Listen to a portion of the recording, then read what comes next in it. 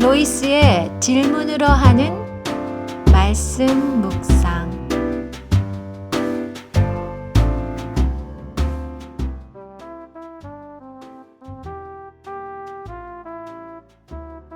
사사기 때 이스라엘 백성들은 하나님의 말씀이 아니라 각자 자신의 법을 따르는 무질서 속에서 살았습니다. 그 시대에 살고 있던 나오미도 자기가 원하는 대로 하나님의 땅을 떠나고 자신의 만족을 따라 움직이며 살았다는 사실을 관찰했습니다. 하나님의 나라 이스라엘 백성이었던 나오미, 그녀에게 하나님은 어떤 분이었을까요?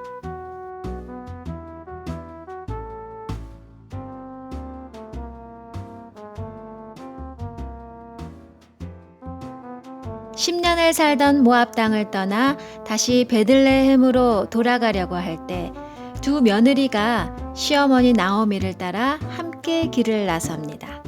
그녀들은 이방인 모압 여인이었고 하나의 이름은 오르바고 또 하나는 룻이었습니다.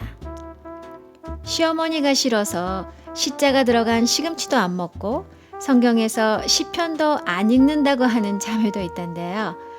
과부가 된 며느리가 시어머니를 따라 낯선 곳으로 함께 살아간다는 것은 매우 대단한 일임에 틀림이 없습니다. 그런데 처음에는 같이 가려던 시어머니 나오미가 나중에 두 며느리를 그들의 고향 땅 모압으로 되돌려 보내려고 합니다. 그 과정을 통해 나오미가 하나님과 모압 이방신에 대해서 갖고 있는 생각을 발견할 수 있는 것이 있습니다. 우선 나오미가 며느리들을 모압 땅으로 되돌려 보내려고 한 이유를 찾아보죠. 그 이유에 대해서는 1장 11절에서 13절까지에서 찾아볼 수 있습니다. 11절에서 13절 사이에 반복적으로 언급되는 단어를 찾아볼까요?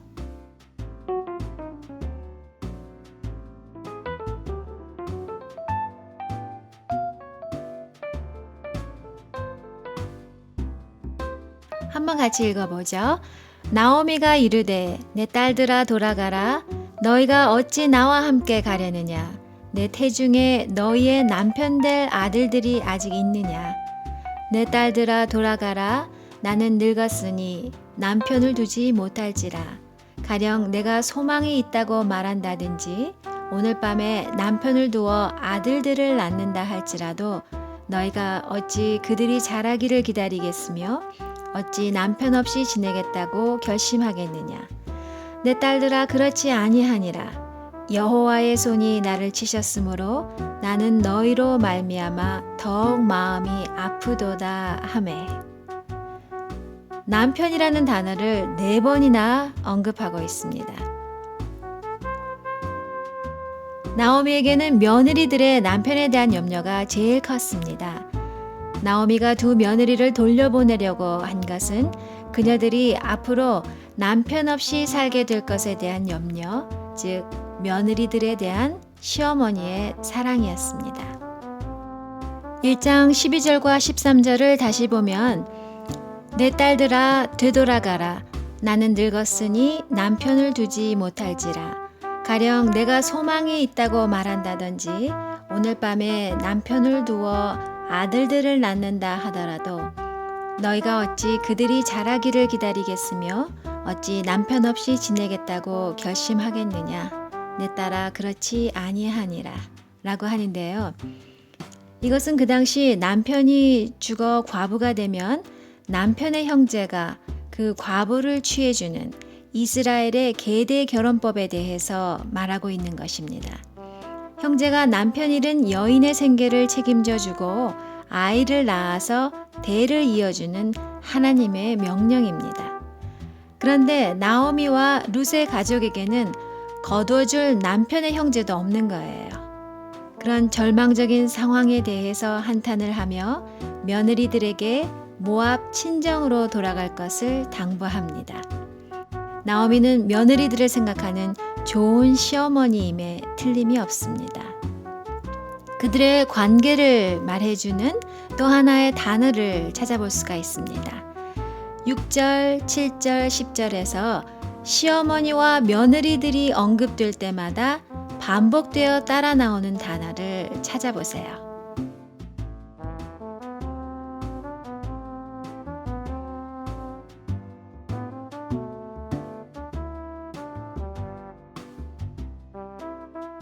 그 여인이 모압 지방에서 여호와께서 자기 백성을 돌보시사 그들에게 양식을 주셨다 함을 듣고 이에 두 며느리와 함께 일어나 모압 지방에서 돌아오려 하여 있던 곳에서 나오고 두 며느리도 그와 함께하여 유다 땅으로 돌아오려고 길을 가다가 또 10절을 보겠습니다.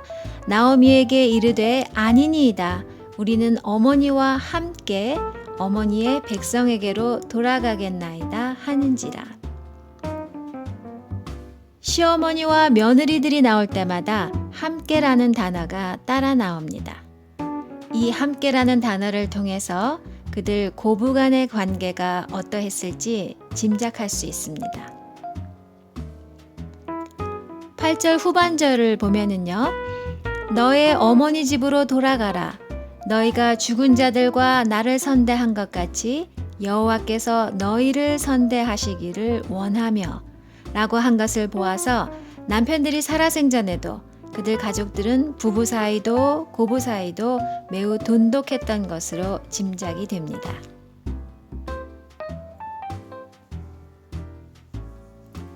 나오미의 권고에 오르바는 모압 땅으로 돌아갑니다.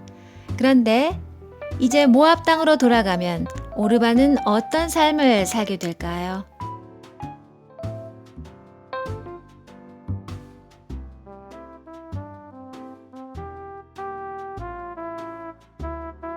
익숙한 고향 땅에서 시어머니의 바람대로 새로운 가정을 꾸미며 살 수 있겠지요.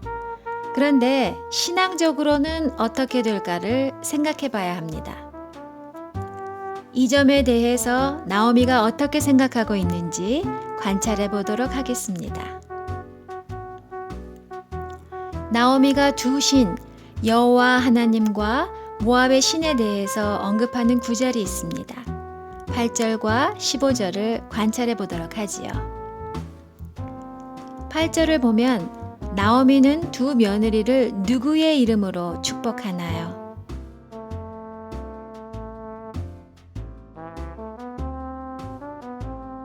여호와께서 너희를 선대하기를 원하며 여호와께서 너희로 각각 남편의 집에서 평안을 얻게 하시기를 원하노라.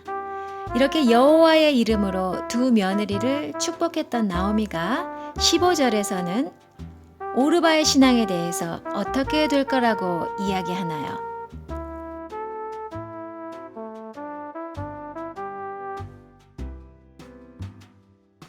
룻에게 말하기를 내 동서는 그 백성과 그 신에게로 돌아가나니 너도 동서를 따라 돌아가라 라고 하면서 오르바가 모압의 이방신으로 돌아가게 될 것이라고 말합니다. 여기서 나오미의 신앙에 대해서 알 수 있는 것들이 있습니다. 나오미에게 두 신, 즉 여호와 하나님과 모압의 이방신은 어떤 존재인가요?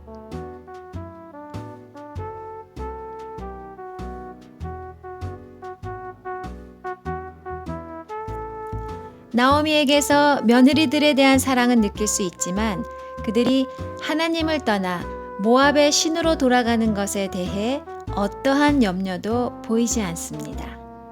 여호와의 이름으로 축복하던 나오미가 어떻게 금세 이렇게 이방신으로 돌아가라고 말할 수 있을까요?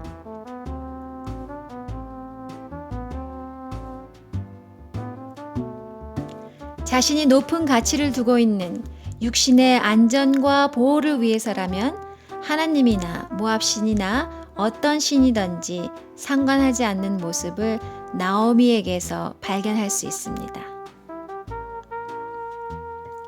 우리 소그룹에서 한 자매님이 평소에는 늘 주일에 아이들에게 예배를 잘 드려야 한다고 가르쳤다고 합니다.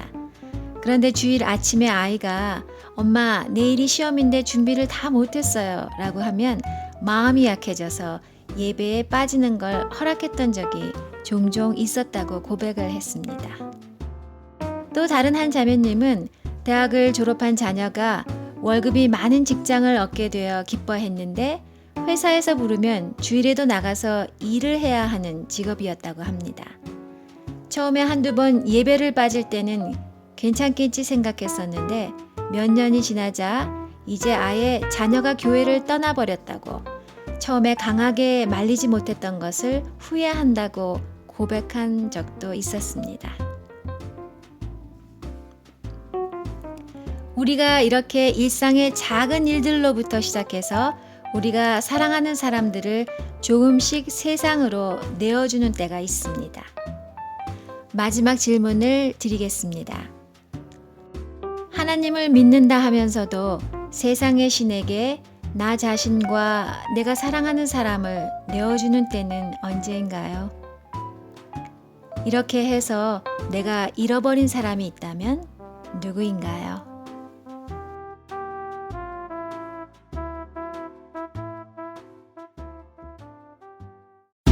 로이스의 질문으로 하는 말씀 묵상.